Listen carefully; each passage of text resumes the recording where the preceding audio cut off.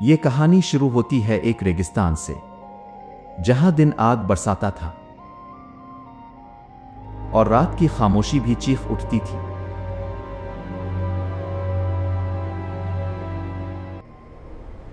اسی ریگستان کے سینے سے ایک قوم نے سر اٹھایا۔ یہ لوگ عام انسانوں جیسے نہیں تھے۔ ان کے قد اتنے بلند تھے جیسے پہاڑ زمین پر کھڑے ہوں۔ ان کے بازو پتھر جیسے سخت تھے، جو پتھر 10 آدمی مل کر بھی نہیں اٹھا سکتے تھے۔ وہ انہیں صرف ایک ہاتھ سے اٹھا لیتے تھے۔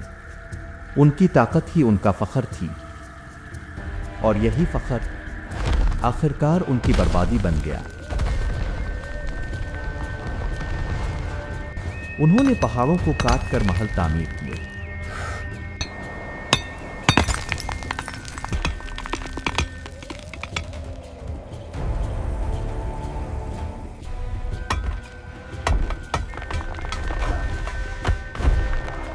بلند ستون جن کی مثال پوری دنیا میں نہیں ملتی تھی۔ ہر محل ایک اعلان تھا، ہم طاقتور ہیں۔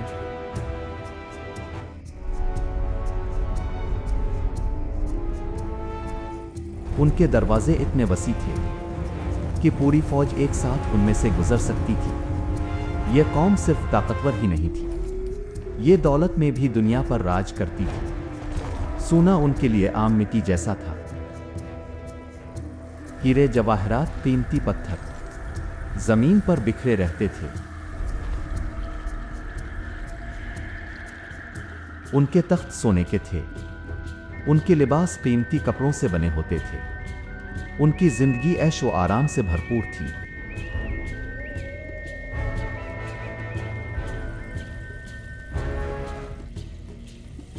یہ قوم تھی قوم عاد۔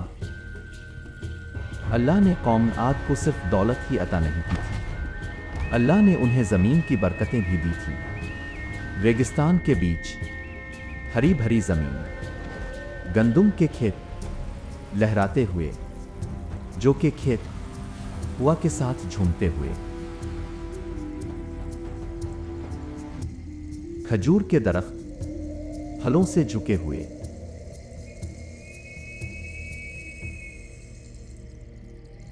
باغات جہاں پانی بہتا تھا، نہریں جو محلوں کے اندر تک جاتی تھی۔ یہ سب اللہ کا کرم تھا، مگر انہوں نے کہا یہ ہماری محنت کا نتیجہ ہے۔ دولت نے ان کے دل اندھے کر دیے، طاقت نے ان کی سوچ چھین لی۔ انہوں نے اللہ کو بھلا دیا اور اپنی قوت کو ہی خدا بنا لیا۔ کون ہے جو ہم سے زیادہ طاقتور ہو؟ پھر اللہ نے رحمت کے طور پر حضرت ہود کو بھیجا۔ نہ وہ بادشاہ تھے، نہ امیر، مگر سچ ان کے ساتھ تھا۔ او میری قوم، اللہ کی عبادت کرو۔ یہ محل، یہ فصلیں تمہاری قوت نہیں، یہ سب اللہ کا کرام ہے۔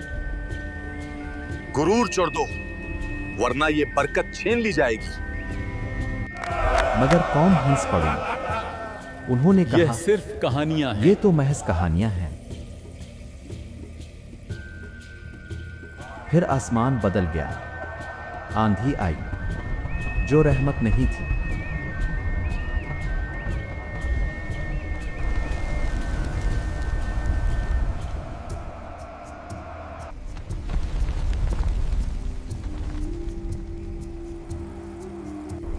محل ریت بن گئے،